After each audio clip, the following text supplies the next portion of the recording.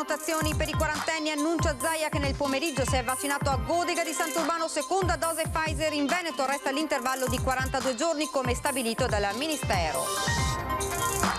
Domani l'atteso arrivo in Veneto del commissario nazionale per l'emergenza Covid, tappe a Mestre, Marghera, Padova e Verona, diretta su Antenna 3 dalle 9.45 per seguire l'evento. Violenta rapina in una villetta di Silea, il proprietario non c'è, banditi armati aggrediscono un ospite, la donna delle pulizie caccia i malviventi, la rabbia del padrone di casa.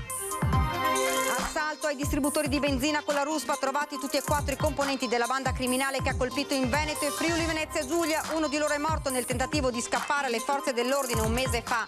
Fatto esplodere nella notte con la polvere pirica il bancomat della filiale in piazza a Pieve di Soligo, banconote sparse per strada, i malviventi ne hanno raccolto una parte prima di darsi alla fuga. Nuovo episodio di caporalato nelle campagne trevigiane, arrestati a Cessalto dai carabinieri 2 cittadini pakistani titolari di un'impresa agricola, reclutavano connazionali che poi sfruttavano e picchiavano. Il 28 maggio apriamo il tratto più lungo della pedemontana veneta, 35 km da Bassano a Montebelluna. La conferma di Zaia permetterà di percorrere tutto il tratto fra le province di Vicenza e Treviso. Buonasera, ben ritrovati dalla redazione di Treviso. Lo avete sentito dai titoli, dal lunedì potranno prenotarsi per le vaccinazioni i quarantenni, lo ha detto oggi il presidente Zaia. Poi l'annuncio il 28 maggio ci sarà l'apertura di un nuovo tratto della pedemontana. Arriva poco prima delle 4 al campo fiera di Godega di Sant'Urbano il presidente del Veneto Luca Zaia per la somministrazione del vaccino anti-Covid che gli spetta come cinquantenne. Ho aspettato il mio turno, mi sono prenotato col telefonino, ho imprecato perché ho avuto 2 ore di blocco del sito come tutti, ho cercato, poi ho detto vabbè a questo punto. Poi quando qualche amico ha iniziato a scrivermi io mi sono vaccinato, mi sono prenotato, ho detto allora funziona, erano le 6 di sera e mi sono prenotato. Entra nel padiglione il governatore, una breve attesa, poi l'anamnesi di fronte al direttore generale dell'ULSS 2 Francesco Benazzi, che ogni settimana per un giorno riveste questo ruolo nei diversi Vax Point. Quindi l'iniezione, il quarto d'ora di monitoraggio e l'uscita con la certificazione dell'avvenuta vaccinazione e del tipo di siero ricevuto. Beh, le 2 alternative per la mia fascia d'età erano Pfizer o Moderna, mi hanno dato Pfizer, eccolo. Com'è andata? Benissimo. Ma devo anche dire, devo fare i complimenti, è una velocità. Eravamo in tanti in attesa, ma comunque l'attesa si smaltisce nel giro di pochi minuti, cioè, penso che l'attesa sia durata 3-4 minuti, ma vedo che continuamente, insomma, la macchina vaccinale del Veneto funziona. Dunque quello che avete visto è il servizio del presidente che si è vaccinato oggi a Godega Sant'Urbano e intanto dal lunedì, come vi avevo anticipato, potranno prenotarsi i quarantenni. Sentiamo.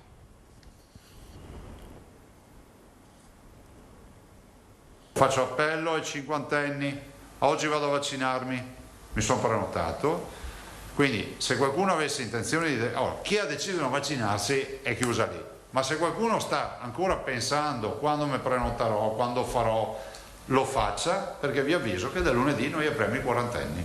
Continua senza sosta la campagna vaccinale. Dopo i 40 anni, dice Zaia, valuteremo se allargare a tutti quelli che vogliono vaccinarsi. Poi su Pfizer spiega. Potrei dirvi anche un segreto, così qui tra 4 amici, che i vaccini che stiamo facendo virtualmente sono frutto dell'ingegnosità veneta che estrae 7 dosi dal flacone, quindi stiamo facendo la 7ª dose sostanzialmente. Un punto fermo per il Veneto arriva sulla questione del richiamo Pfizer. La casa farmaceutica chiede di mantenere l'intervallo di 21 giorni tra la prima e la seconda dose, ma il Veneto resta sulle indicazioni del Ministero e Comitato Tecnico Scientifico. C'è una circolare, 42 giorni. Smentita invece dal governatore la notizia che dal sud sarebbero arrivati in Veneto vaccini AstraZeneca non utilizzati. La notizia che noi abbiamo ieri avuto promesse di vaccini non è vera.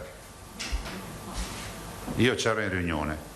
Sui vaccini sono in arrivo 28.380 Moderna, 171.990 Pfizer, mentre il 15 maggio arriveranno 12.012 Johnson Johnson, 29.300 Moderna e 23.600 AstraZeneca. Infine uno sguardo oltre il Covid e la conferma della data per l'inaugurazione del tratto più lungo della pedemontana veneta da Bassano a Montebelluna il prossimo 28 maggio. Sono 35 km da Bassano a Montebelluna, di fatto è il più grande lotto che apriamo, anzi sono più lotti messi assieme, e quindi di fatto tutto quel territorio per metà ormai inizia a respirare. Da Montebelluna si andrà a Bassano in 10 minuti, un quarto d'ora, non so quanto ci si metterà, un quarto d'ora saranno, un quarto d'ora, 20 minuti. Domani l'atteso arrivo in Veneto del generale Francesco Paolo Figliuolo, commissario nazionale per l'emergenza Covid, che verrà guidato proprio da Zaia e dalle autorità regionali in alcuni dei punti chiave della macchina vaccinale sanitaria del Veneto, dal padiglione Rama Mestre al Pala Expo di Marghera, dove si terrà il punto stampa per poi proseguire a Padova in fiere, all'ospedale militare, infine a Villafranca di Verona, all'aeronautica militare dell'aeroporto. Un viaggio che Antenna 3 seguirà passo per passo con una diretta che inizierà alle 9:45. È operativo da oggi il lab vaccinale all'ex Maber di Villorba. Soddisfatto il direttore Benazzi, in una mattina inoculati 1000 vaccini, azzerate le code.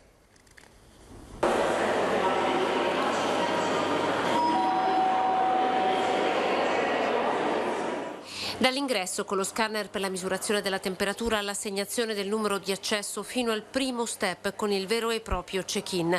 Nel primo giorno di apertura della nuova sede vaccinale di Villorba, all'ex Maber, la macchina perfetta messa in piedi dall'ULSS in 2 settimane aveva già realizzato quasi 1000 vaccini in 4 ore. Ho trovato subito il parcheggio, le indicazioni e sono quasi 5 minuti, tocca a me fra poco. Mi sembra bene organizzato, fa un po' paura nel senso che è grande, ti perdi. Tanto spazio ci voleva, così. 20 minuti di media per arrivare alla vaccinazione, poi l'ultimo step con la consegna dei certificati e la prenotazione della seconda dose.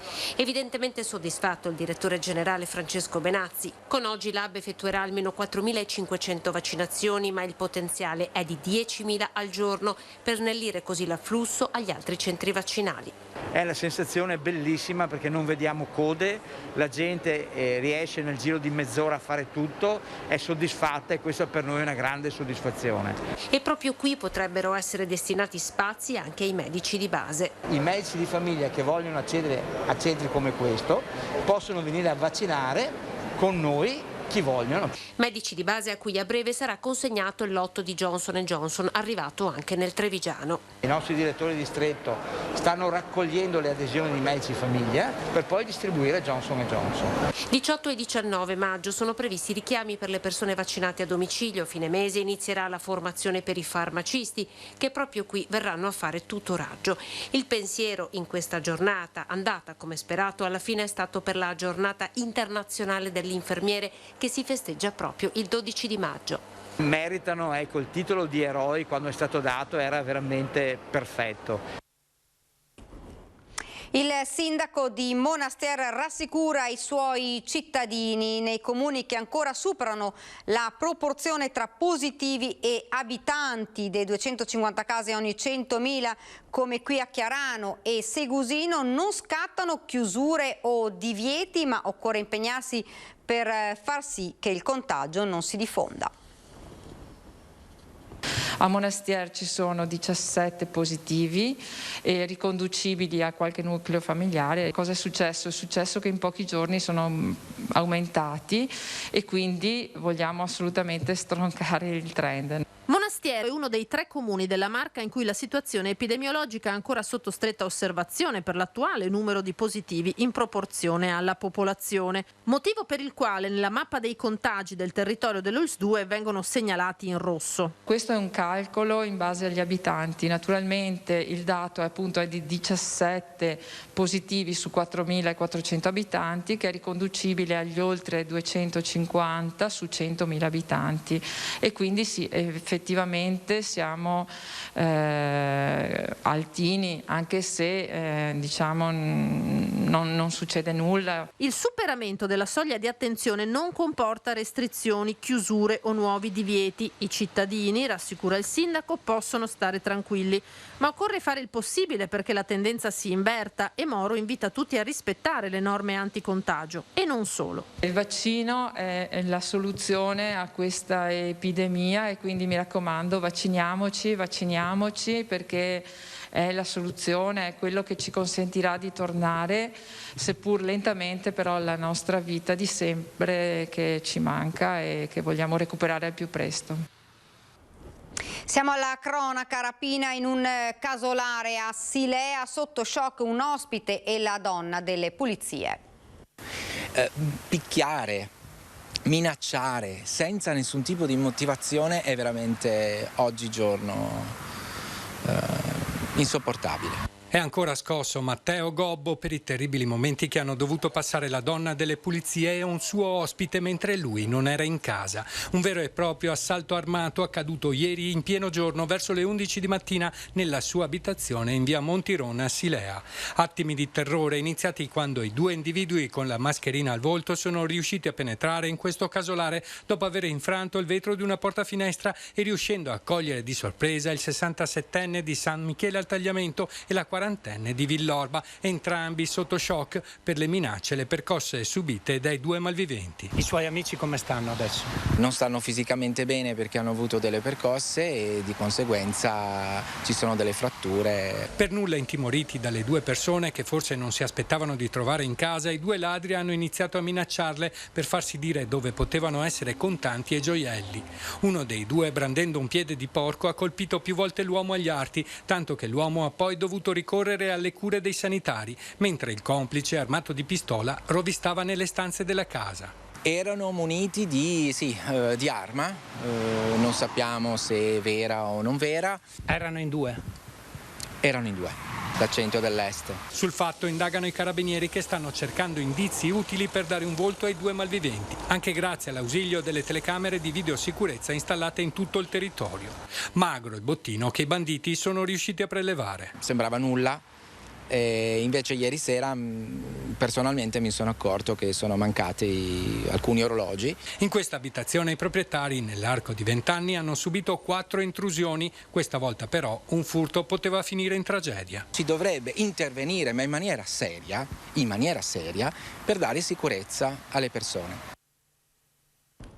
Furti in abitazioni, bar e ristoranti. I ladri che mancavano all'appello sono stati arrestati questa mattina tra Francia e Moldavia. Sono stati arrestati all'Alba Bobigny vicino a Parigi due ladri che mancavano all'appello dopo il blitz del 4 maggio quando i carabinieri hanno smantellato la banda specializzata in furti in abitazioni, bar e ristoranti. Si tratta di due moldavi coinvolti nel colpo delle casseforti a Palazzo Faliera Venezia nel 2019, da cui sono partite le indagini. Avevano rubato monili in oro, orologi e contanti per un valore di oltre €500.000. Nelle immagini delle telecamere si vedevano i movimenti dei 4 componenti della banda. 2 trasportavano le casseforti con un carrello caricandole sui vaporetti fingendosi operai, tutto organizzato con estrema precisione. Le indagini poi hanno permesso di individuare il basista fino a raggiungere gli altri componenti. 3 sono stati bloccati a novembre 2019. Sapendo che stavano per organizzare un colpo, una pattuglia del nucleo natanti dei carabinieri li ha fermati per un controllo, impedendo così il furto. Alla fine i militari hanno ricostruito l'intero gruppo, 10 persone tra rumeni e moldavi che agivano tra Venezia e la provincia di Treviso e che tra aprile e dicembre 2019 avevano messo a segno almeno 12 furti o tentati tra esercizi pubblici e ristoranti come nel caso di Mogliano. Quasi tutti sono stati raggiunti tra le province di Venezia, Verona, Bologna e in Romania, portando a 8 misure cautelari, di cui 3 in carcere, 2 domiciliari e 3 obblighi di firma. All'appello mancavano gli ultimi 2 che nel frattempo erano riusciti a lasciare l'Italia ignari del fatto che i loro spostamenti erano tenuti sotto controllo fino all'arresto.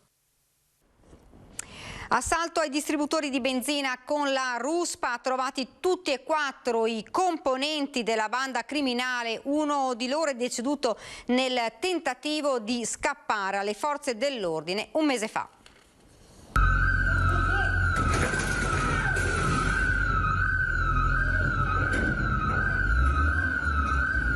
Eccolo l'istante esatto in cui la banda entra in azione in un distributore Kuwait con la ruspa scardina la colonnina del self-service. 2 uomini la spingono sulla benda con tutto il denaro contante all'interno e poi si danno alla fuga. L'operazione dura in tutto 50 secondi. Una modalità ben collaudata che ha portato la banda, composta da 4 rumeni, a depredare decine di distributori tra Veneto, Emilia-Romagna, Friuli e Lombardia. Tra i colpi accertati in Veneto quelli ai distributori Kuwait di Paese nel Trevigiano, Este e Monselice nel Padovano, Breganze nel Vicentino. Tutti i componenti della banda sono stati finalmente identificati. Hanno realizzato profitti accertati per decine di migliaia di euro, causato danni per migliaia di euro nei distributori depredati. Da questa mattina all'alba è in corso un'operazione di polizia transnazionale condotta dalla squadra mobile della Questura di Pordenone con il coordinamento del Servizio Centrale Operativo della Polizia e del Servizio Cooperazione Internazionale di Polizia. Sono state eseguite 3 ordinanze di custodia cautelare in carcere con emissione di mandato di arresto europeo. 2 dei componenti sono stati localizzati in Romania, uno è stato arrestato, l'altro ha tentato di scappare in una boscaglia, le forze dell'ordine sono sulle sue tracce. Un terzo si trova ora in carcere a Trieste. Era già stato denunciato per ricettazione quando insieme al 4º componente della banda era stato intercettato da una pattuglia dei carabinieri dopo il furto di un'automobile. In quel frangente i 2 ladri, vistisi scoperti, hanno tentato la fuga gettandosi nel fiume Isonzo. Uno dei 2 morirà per annegamento, il suo corpo è stato trovato un mese dopo. Il terzo, trovato in stato di ipotermia, è stato denunciato. I particolari dell'operazione sono stati resi noti nel corso di una conferenza stampa in questura a Pordenone questa mattina. I capi di imputazione per loro sono almeno una trentina. L'indagine è scattata il 17 febbraio quando una volante è riuscita a sventare un furto in un distributore a Sant'Antonio di Porcia. La banda riuscì a darsi alla fuga, ma quell'episodio segnerà la fine della loro attività criminale, dando ufficialmente il via alle indagini della squadra mobile. In notte di paura nella piazza di Pieve di Soligo i malviventi hanno fatto esplodere il bancomat di Banca Prealpi, danni ingenti. Un boato in piena notte nella centralissima piazza Pieve di Soligo. I malviventi hanno agito intorno alle 2 utilizzando la polvere pirica per far esplodere il bancomat della Banca Prealpi. Una deflagrazione che ha svegliato i residenti. Sarebbero 2 malviventi coperti da cappuccio e mascherina. Hanno prima messo fuori funzione le telecamere della banca con la vernice, poi hanno provocato l'esplosione. Immediatamente sono stati allertati i carabinieri che hanno avvertito il direttore dell'istituto. Quello che ho potuto constatare e verificare è lo scempio che si è creato per effetto di questa rapina. Hanno fatto scoppiare il bancomat e evidentemente hanno rubato il contenuto, insomma. I rapinatori, fuggendo, non sono riusciti a raccogliere tutti i soldi finiti a terra dopo l'esplosione, circa 2.000 euro. Il resto del bottino è invece in via di quantificazione. Danni ingenti alla struttura. Secondo alcune testimonianze, i 2 sarebbero fuggiti a bordo di una berlina di grossa cilindrata. Questa è una cosa che ci fa un po' riflettere e che ci lascia tanto amaro in bocca, perché pensavamo che Pieve di Soligo fosse un'oasi felice da questo punto di vista e invece abbiamo capito che queste cose possono accadere anche a noi. I carabinieri di Vittorio Veneto hanno acquisito le immagini delle telecamere della piazza. Le indagini sono in corso. Caporalato nel Trevigiano, 2 pakistani sono stati arrestati per sfruttamento del lavoro e decine di loro connazionali. Lavoratori impiegati nei campi per 12 ore al giorno con paghe da fame, costretti a muoversi su mezzi senza assicurazione, presi a bastonate ogni volta che tentavano di avanzare i loro diritti. Un altro episodio di caporalato è stato scoperto dai carabinieri del gruppo Tutela del Lavoro di Venezia con il supporto dei militari di Treviso in un'impresa agricola con sede a Cessalto. I 2 titolari pakistani, ora arrestati, reclutavano connazionali da impiegare come manodopera. Le indagini sono partite sostanzialmente dalla conoscenza del territorio che aveva il comandante della stazione di Cessalto, che gli ha permesso appunto di notare questi lavoratori in condizioni precarie. Approfondendo poi l'indagine ha visto le condizioni in cui vivevano, le condizioni in cui lavoravano. I 2 sono accusati di intermediazione e sfruttamento del lavoro aggravato. Le condizioni dei lavoratori erano particolarmente precarie perché venivano impiegati per 8-10 ore giornaliere a fronte di una retribuzione di 5,50 €, venivano alloggiati alloggiati in alloggi particolarmente degradati dove mancava il riscaldamento, mancavano anche gli infissi. Ragazzi anche molto giovani, fino a uomini di mezza età, non prendevano nemmeno la metà di ciò che prevede il contratto nazionale, addirittura pagavano il pranzo, 50 euro al mese, e l'alloggio, 100 euro al mese. Gli sfruttatori li accompagnavano nei campi, non li fornivano mai di mascherine. L'operazione si inserisce in un più ampio servizio di controllo del territorio nel settore dell'agroalimentare. Attenzionate tutte le fasi della filiera che porta i prodotti raccolti sui campi direttamente sulle nostre tavole. Identificati e denunciati 7 colpevoli del pestaggio avvenuto lo scorso 4 maggio a Montebelluna nei confronti del 23enne pakistano titolare di un negozio a Montebelluna.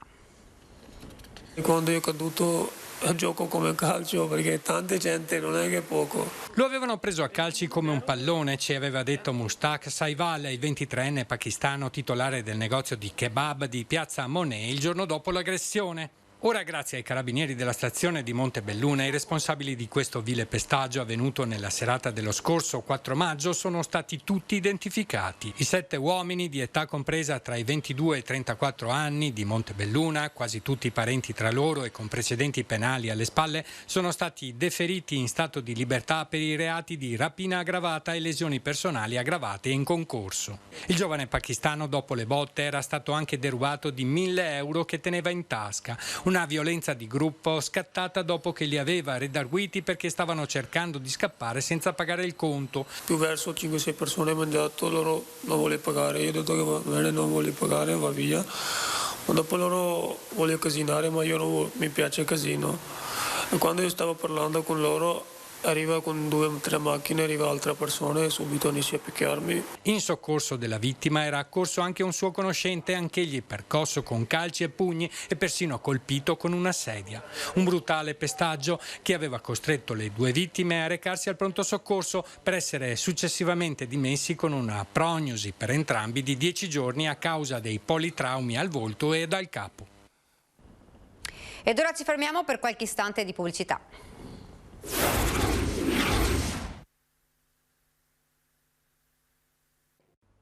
Siamo tornati nuovamente in studio. Oggi è la giornata internazionale dell'infermiere. Abbiamo incontrato 2 infermiere professionali del servizio igiene e sanità pubblica. La vocazione di diventare infermiera è arrivata all'età delle medie, dove ho visto mia mamma che ha avuto un problema di salute, quindi in ospedale ho visto cosa faceva l'infermiera, assistere la persona che ha bisogno, e ho detto devo farlo anch'io. Katia ha 46 anni, 2 figli grandi, infermiera professionale al SISP in servizio alla Madonnina di Treviso. Sta coordinando insieme alla collega del SISP, la veneziana Monica, mamma anche lei, l'intera giornata al centro vaccinale di Villorba. Infermiera per scelta e per vocazione, così come Monica, che parte dalla scuola magistrale e arriva alla sanità dopo aver seguito come volontaria bambini con handicap. 2 donne, 2 mamme, simbolo dell'abnegazione così importante in un lavoro come quello dell'assistenza e della cura a chi sta male. Quando lavoravo in ospedale erano un po' difficoltosi perché con i turni notte, pomeriggi eccetera, però un po' alla volta ci si aiuta, anche perché avevo anche mia mamma e i genitori che ci danno una mano. Raccontano di un anno e mezzo difficile, faticoso ma importante. Abbiamo anche potuto vedere proprio l'iter dell'inizio, quindi i tamponi, poi la sorveglianza, la presa in carico e adesso finalmente le vaccinazioni. La stanchezza c'era, però la voglia di lavorare e fare del bene, abbiamo proprio la speranza che questa cosa andasse a buon fine, insomma. 40 anni per Monica al servizio degli altri, per lei un compleanno speciale questo 31 di maggio. L'augurio a loro, anche per tutti i colleghi che con il loro camice bianco rappresentano, per il grande lavoro e la sensibilità a fianco della comunità. Festeggeremo sia l'inaugurazione del centro e anche per la nostra festa. Viva gli infermieri! Ed ora siamo alla nostra pagina da Belluno e provincia.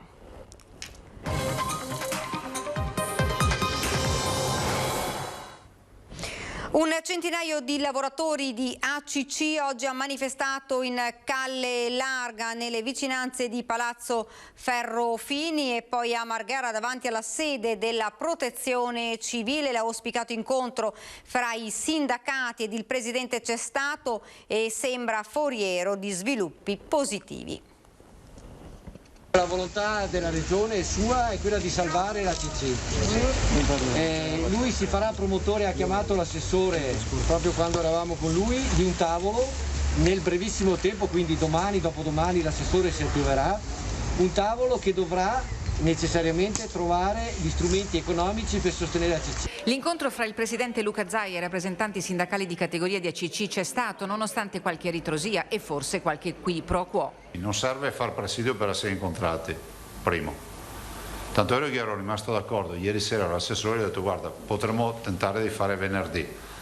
Sono qui oggi, ben volentieri, nel limite dei miei tempi li vedo, e affrontiamo il problema. Dalla sede della Protezione Civile a Marghera, Zai ha assicurato l'istituzione e la convocazione di un tavolo entro i primi giorni della prossima settimana. I sindacati hanno chiesto che questo sia immediatamente operativo e non di chiacchiere, perché per ACC il tempo volge al termine. Per noi una soluzione è possibile, una soluzione che consenta il finanziamento di ACC temporaneo per poi capire cosa il governo vuole fare, Italcomp o qualcos'altro, ma noi abbiamo bisogno che ACC resti viva. Siamo partiti all'alba da Belluno per incontrarlo e per far vedere che noi sappiamo che lui si sta muovendo, ma deve anche dare prova di questo suo impegno. Lo Stato ci ha detto il suo progetto che è Italcomp.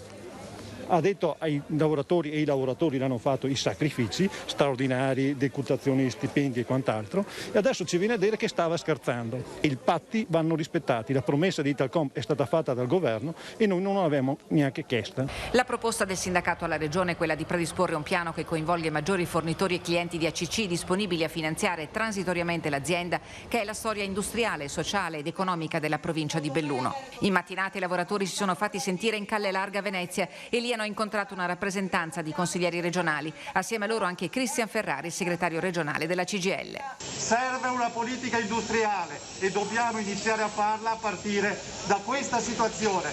Lavoratori, prospettive industriali, serve il sostegno, la politica batta un colpo.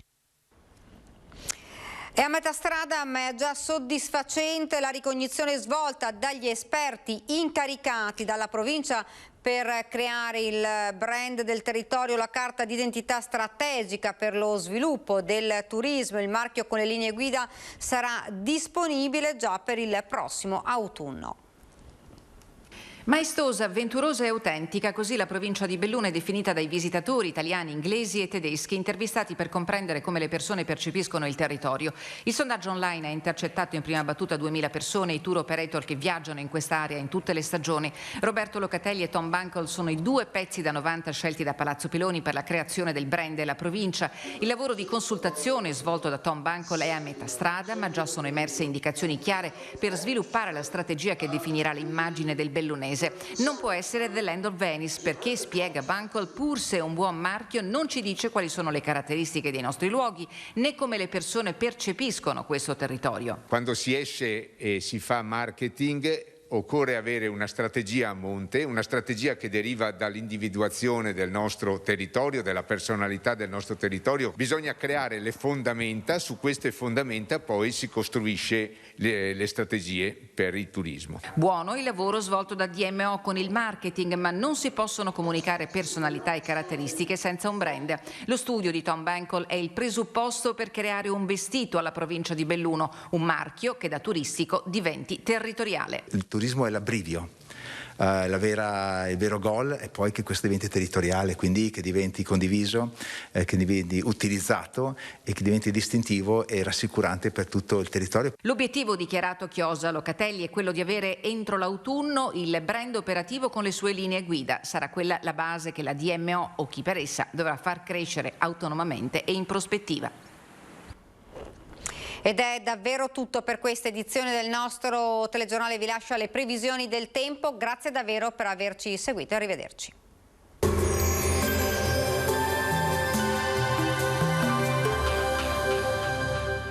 Cooperativa Agricola Volpago. Da noi trovi la carne fresca di prima qualità, genuina e salutare per il tuo benessere. Ci trovi a Volpago del Montello, Pieve del Grappa e Tre Baseleghe. Bentrovati al meteo. Prevale una circolazione instabile sul nostro territorio, dominato dalle piogge in questa seconda settimana di maggio.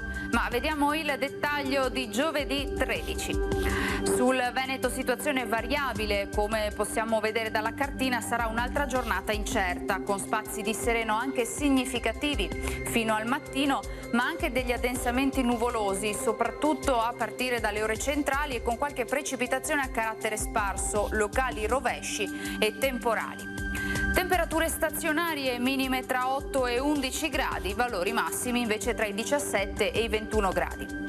Ci spostiamo ora sul Friuli Venezia Giulia, anche qui infatti avremo un'alternanza di momenti soleggiati con altri un po' più perturbati dove avremo anche dei rovesci. Temperature minime tra 11 e 12 gradi, massime sui 16-17 gradi. Infine ci spostiamo sul Trentino Alto Adige, dove sarà più asciutto e soleggiato al mattino, a seguire anche qui qualche temporale. Temperature minime intorno ai 5-6 gradi, massime sui 21 all'incirca. Dal meteo di Antena 3 per ora è tutto, grazie per l'attenzione, arrivederci al prossimo aggiornamento.